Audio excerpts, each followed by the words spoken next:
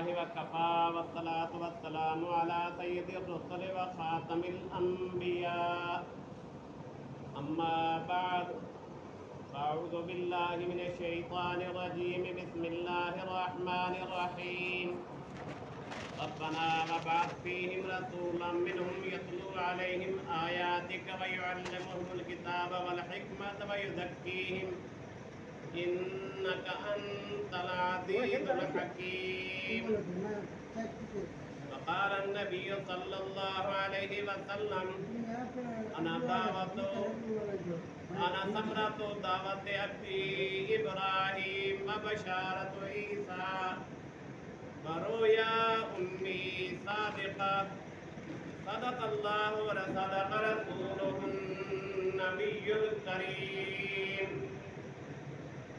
وقال حسان بن ثابت رضي الله تعالى عنه فأحسن منك لم تر قط عيني وأجمل منك لم تلد النساء خلقت مبرأ من كل عيب كأنك قد خلقت كما تشاء. ما إن مدحت محمدا بمقالتي ولكن مدحت مقالتي بمحمد.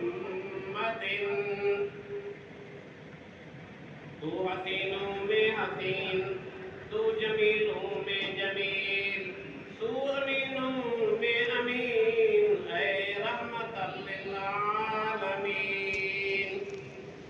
یہ محمد سے وفا تو نے تو ہم تیرے ہیں یہ جہاں چیز ہے کیا لوح قلم تیرے ہیں. بزرگوں دوستوں عزیزو الحمدللہ کہ ربیع الاول کا مہینہ ہے.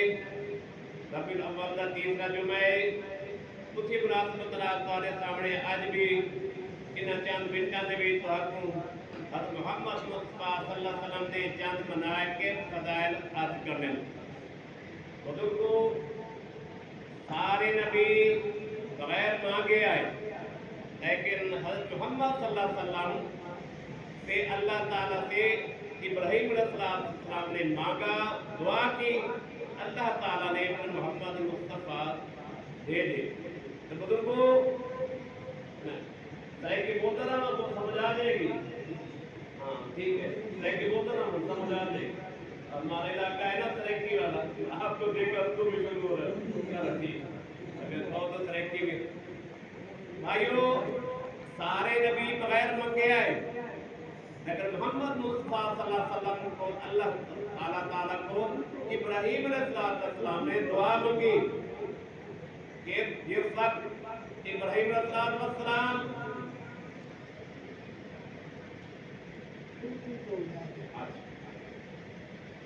جب ابراہیم علیہ السلام اور اسماعیل علیہ السلام نے خانہ کعبہ کی تعمیر کی وَإِذْ يَرْفَعُ إِبْرَاهِيمُ الْقَوَاعِدَ مِنَ الْبَيْتِ وَإِسْمَاعِيلُ رَبَّنَا تَقَبَّلْ مِنَّا إِنَّكَ أَنْتَ السَّمِيعُ الْعَلِيمُ. قرآن پاک پہلا سپارہ فرمایا گیا کہ جب ابراہیم علیہ السلام اور اس کے بیٹے اسماعیل علیہ السلام نے مل کر خانہ کعبہ کی تعمیر کی تو پھر وہاں خانہ کعبہ کی تعمیر مکمل ہونے کے بعد اللہ تعالیٰ سے دعا مانگی. اور پھر دعا کے بعد بزرگوں ہمارے بھائی بزرگ آئے ہوئے ہیں ماشاءاللہ پڑھے لکھے ہوتے ہیں معلومات ہوتی ہیں. تو جب بھی کوئی آدمی دعا مانگنے کے بعد اللہ تعالیٰ سے یہ دعا کرے ربنا تقبل منا انک انت السمیع العلیم. اس کا یہ فائدہ ہوتا ہے کہ جو آدمی تھوڑی بہت عبادت کرتا ہے ریاضت کرتا ہے مجاہدہ کرتا ہے تو پھر کبر نہ آ جائے گھمنڈ نہ آ جائے اور پھر اللہ سے دعا مانگے تو آخر میں کہ اللہ میاں میری جو بھی توفیق تھی آپ کی مہربانی سے میں نے یہ عبادت کی ہے اب تجھ سے دعا مانگ رہا ہوں میری دعا قبول فرما. میری اتنی توفیق نہیں ہے کہ میں آپ سے اتنی حجت کروں. تو بہرحال اگلی آیت فرمایا ربنا ابراہیم علیہ السلام نے دعا مانگی ربنا وابعث فیہم رسولا اے ہمارے پروردگار اس میری قوم میں سے ایک رسول بھیج منہم جو انہیں میں سے ہو جن نہ ہو فرشتہ نہ ہو بلکہ انسان ہو یعنی کہ اللہ تبارک و تعالیٰ نے تمام انبیاء کو اشرف المخلوقات انسان میں سے پیدا کیا اللہ چاہتا تو جنوں میں سے بھی نبی بنا سکتا تھا اللہ چاہتا تو فرشتوں سے بھی لیکن فرمایا نہیں کیونکہ اشرف المخلوقات تمام اللہ کی جو مخلوق ہیں مختلف انسان جن فرشتے حیوان اللہ کی مخلوق بے شمار ہے ان میں سب سے جو ہے فضیلت والا اللہ تعالیٰ نے انسان کو بنایا اور اسی انسانوں میں سے اللہ تعالیٰ نے تمام انبیاء کرام بھیجے اور خاص طر آخر نبی محمد مصطفیٰ صلی اللہ علیہ وسلم اسی میں سے بھیجا اس لیے ابراہیم صلی اللہ تعالیٰ نے یہی دعا کی انسانوں میں سے ہو اور میری اولاد میں سے ہو پھر اللہ تبارک و تعالیٰ نے آپ کی دعا قبول فرمائی اور اسماعیل علیہ السلام کی شام میں سے خاندان میں سے یہ نبی محمد مصطفیٰ صلی اللہ علیہ وسلم آیا اب رسول پاک خود بیان فرماتے ہیں حدیث پاک میں رسول پاک نے فرمایا انا ثمرۃ دعوت ابراہیم کہ میں ابراہیم علیہ السلام کی دعا کا پھل ہوں ثمر کہ میں نے پھل کہ میں ابراہیم علیہ السلام کی دعا کا پھل ہوں کہ ابراہیم علیہ السلام نے اللہ سے دعا مانگی اللہ تعالیٰ نے قبول فرمائی اور پھر جو ہے اللہ تعالیٰ نے مجھے ان کی اولاد میں سے نبی بنا کر بھیجا تو بزرگوں اللہ تبارک و تعالیٰ نے محمد مصطفیٰ صلی اللہ علیہ وسلم کو اس کائنات میں بھیجا لیکن تمام انبیاء قرآن و حدیث میں موجود ہے کہ تمام انبیاء کو حکم تھا کہ تم نے میرا یہ پیغام یہ میری دعوت توحید والی اپنے اپنے زمانے کے لوگوں کے پاس پہنچانی ہے لیکن آخری نبی جو محمد مصطفیٰ صلی اللہ علیہ وسلم آئے گا اس کی بھی کو خوشخبری دینی ہے وَمُبَشِّرًا بِرَسُولٍ يَأْتِي مِن بَعْدِهِ اسْمُهُ أَحْمَدُ اسماعیل علیہ السلام نے بھی جب اپنی قوم کو محمد مصطفیٰ صلی اللہ علیہ وسلم کی بشارت دی تو یہی فرمایا اے میری قوم کہ میرے بعد ایک نبی آنے والا ہے جس کا نام احمد ہوگا تورات انجیل زبور ان کتابوں میں محمد بھی آتا ہے اور احمد بھی آتا ہے اس لیے محمد اور احمد رسول پاک صلی اللہ علیہ وسلم کے ذاتی نام ہیں باقی صفاتی نام ہے وہ مدثر بھی ہے وہ مزمل بھی ہے وہ یاسین بھی ہے وہ طٰہٰ بھی ہے وہ بشیر بھی ہے وہ نذیر بھی ہے وہ داعی الی اللہ بھی ہے وہ سراج منیر بھی ہے تو بے شمار صفاتی نام لیکن ذاتی نام یہی ہے جو آسمانی کتابوں پر تورات انجیل زبور قرآن پاک میں نازل ہوا محمد اور احمد بزرگوں اللہ تبارک و تعالیٰ نے تمام انبیاء کو حکم دیا کہ اپنی دعوت دینے کے ساتھ ساتھ توحید والی دعوت اللہ کے سود و گزار والی دعوت تو ساتھ ساتھ آخری نبی کا بھی حکم دینا ہے وہ تورات انجیل زبور میں ان کا ذکر ہے میں آپ کو واقعہ سنانا چاہتا ہوں شاید بزرگوں نے سنا ہے یا نہیں سنا حضرت ابوبکر صدیق رضی اللہ تعالی عنہ رسول پاک صلی اللہ علیہ وسلم کے دوست تھے بچپن کے دوست تھے صرف 2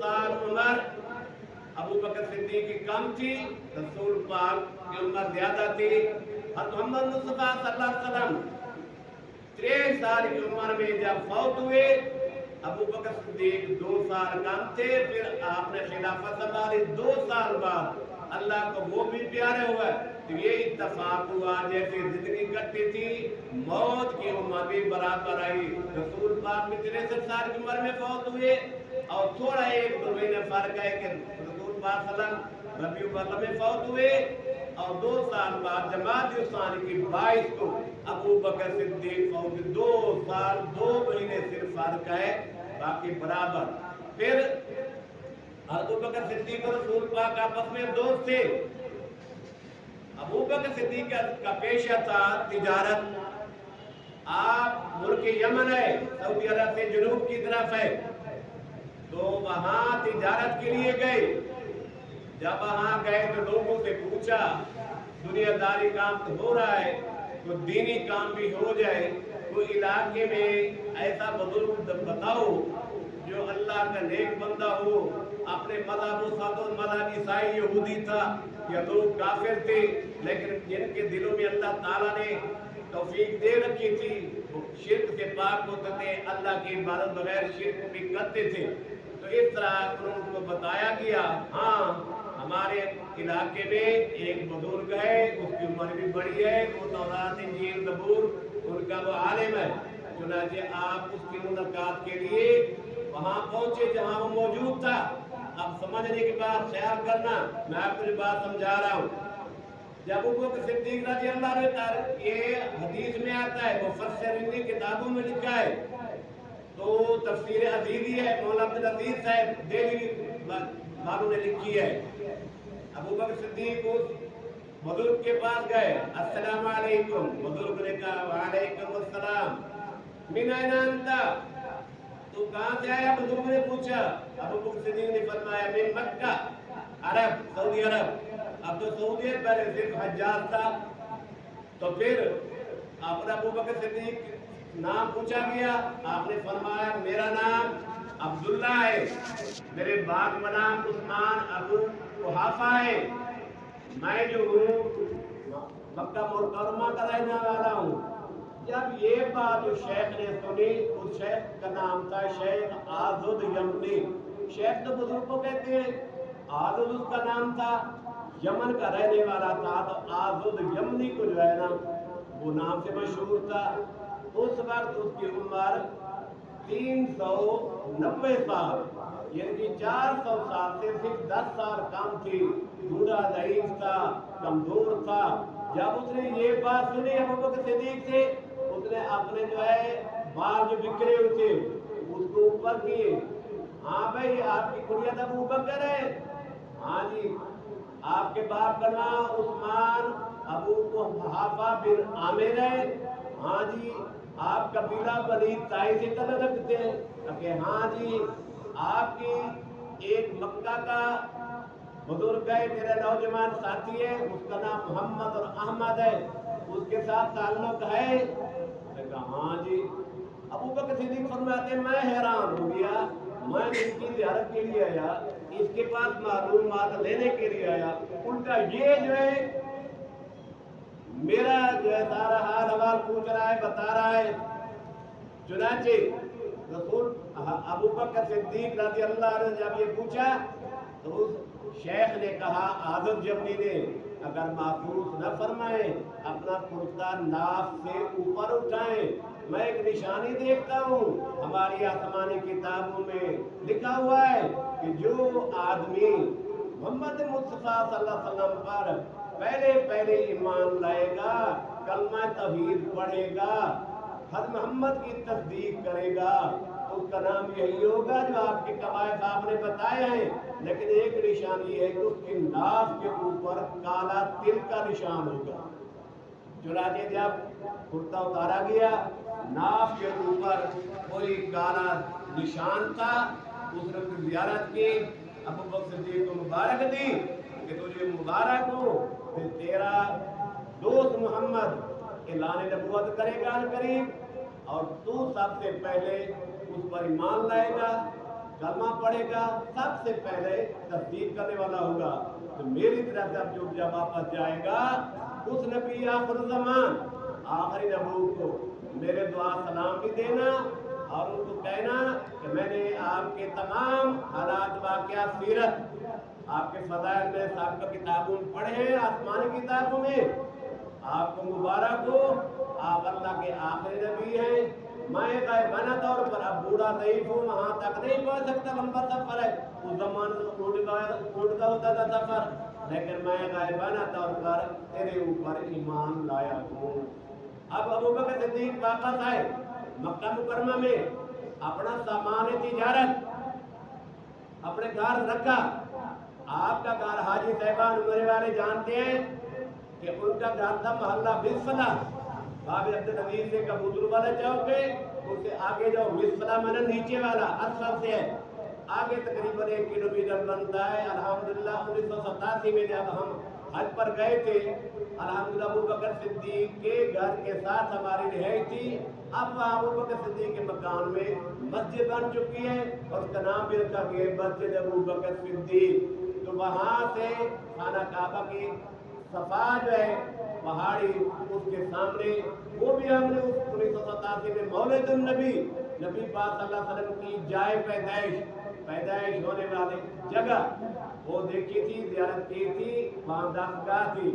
اب گئے دوبارہ 2015 میں، اب وہاں جو ہے نا بریلی بن چکی ہے اور زمزم کا چشمہ جو بیرون دنیا لوگ لے جا رہے ہیں، تو وہاں بہرحال ابو بکر صدیق وہاں اللہ بسخلا سے وہاں آپ کے پاس پہنچے، راستے میں لوگ ملتے گئے، ابو بکر تمہارے یار نے تو، تمہارے دوست نے تو نیا مذہب نکال لیا ہے، ہمارے بتوں کو غلط کہتا ہے، اللہ کو بات اولا ہی مانو، اللہ کی عبادت کرو، اللہ کے دلا کی عبادت نہ کرو۔ تو اب انہوں نے کہا ٹھیک ہے مجھے ملاقات کرنے دو، میرا یار کہتا ہے سچ کہتا ہے، برحق کہتا ہے۔ جب وہاں پہنچے رسول پاک صلی اللہ علیہ وسلم ابو بکر صدیق کو حال احوال پوچھا، پھر پوچھا کہ میں نے تو کوہ صفا پر کھڑے ہو کر لوگوں کو اعلان کیا ہے، اور اگر اللہ کو راضی کرنا چاہتے ہو تو کلمہ توحید پڑھ لو، قولوا لا الہ الا اللہ تفلحوا، کہ لا الہ الا اللہ پڑھ لو، اس کے مطابق عمل کر لو، کامیاب ہو جاؤ گے۔ تو کیا تیرا کیا خیال ہے؟ اس نے کہا یا رسول اللہ میں آپ کی تصدیق کرتا ہوں، میں آپ پر کلمہ پڑھتا ہوں، میں آپ پر ایمان لاتا ہوں، لیکن ایک بات بتاؤ کہ جب یہ کافر لوگ مکہ والے مجھ سے پوچھیں گے کہ تو جو ایمان لایا ہے اس کے تو دلیل بتاؤ۔ رسول پاک صلی اللہ علیہ وسلم مسکرائے اور فرمایا ابھی بھی تو دلیل پوچھتا ہے؟ وہ جو یمن گیا تھا، یمن کے شیخ بزرگ نے جو آپ کو ساری نشانیاں بتائی تھی، رسول ابو بکر صدیق فرماتے اللہ کے نبی، اللہ کے رسول، اللہ تعالیٰ تو آپ کو ہر بات جلوا دیتا ہے، باقی صحیح ہے، اسی دن سے میں ایمان یقین لایا ہوں۔ تو ایک بزرگ کو کہنے کا مقصد یہ ہے، ٹائم برابر ہونے والا ہے، تو کہنے کا مقصد یہ ہے کہ اللہ تبارک و تعالیٰ نے حضرت محمد مصطفیٰ صلی اللہ علیہ وسلم کی نبوت کا اعلان اپنے سابقہ نبیوں سے بھی کرایا۔ اس طرح ایک واقعات ہے وہ بلا کر ختم کرتا ہوں۔ اور ہمارے فاروق فرماتے ہیں میں اور محمد مصطفیٰ صلی اللہ علیہ وسلم ایک دن باہر نکلے مدینہ میں مکہ سے ایک تہامہ پہاڑی ہے، اس پر جب پہنچتے تو ایک بزرگ آدمی ہمارے سے سامنے آ گیا، اس نے آ کر رسول پاک کو سلام کہا، باتیں کی، حال پوچھا، تو رسول پاک نے کہا تو مجھے جن لگتا ہے، جن تو نہیں ہے۔ اس نے کہا آپ نے صحیح پہچان کیا ہے، باقی سچ فرمایا ہے، میں جن ہوں۔ اگر تیری کتنی عمر ہے؟ اگر مجھے سال تو یاد نہیں ہے، لیکن جب آدم علیہ السلام کے بیٹے حابیل اور قابیل نے لڑائی کی تھی، جھگڑا کیا تھا، تو اس وقت حابیل نے اپنے بھائی قابیل کو قتل کیا تھا۔ میں اس وقت نوجوان تھا اور پہاڑوں پر دوڑتا تھا۔ اب وہ اس زمانے جو تھا، میرے باپ کا نام جو ہے وہ حامہ ہے، پھر فرمایا کہ میرے دادے کا نام رحیم، یہ ہے والی نا لاہور والی، ہے لڑی والی رحیم ہے، اور میرا پردادا ابلیس شیطان ہے۔ اب عمر کا پتہ نہیں کتنی ہے۔ تو پھر ان سے بات ہوئی، ہم اور فاروق فرماتے ہیں ہم حیران ہو گئے کہ وہ ہزاروں سال پہلے آدم علیہ السلام کے زمانے سے بھی اللہ تعالیٰ نے جنوں کو بھی، انسانوں کو بھی، ہر انبیاء کرام سب کو محمد مصطفیٰ صلی اللہ علیہ وسلم کی آمد کا پتہ دے دیا تھا۔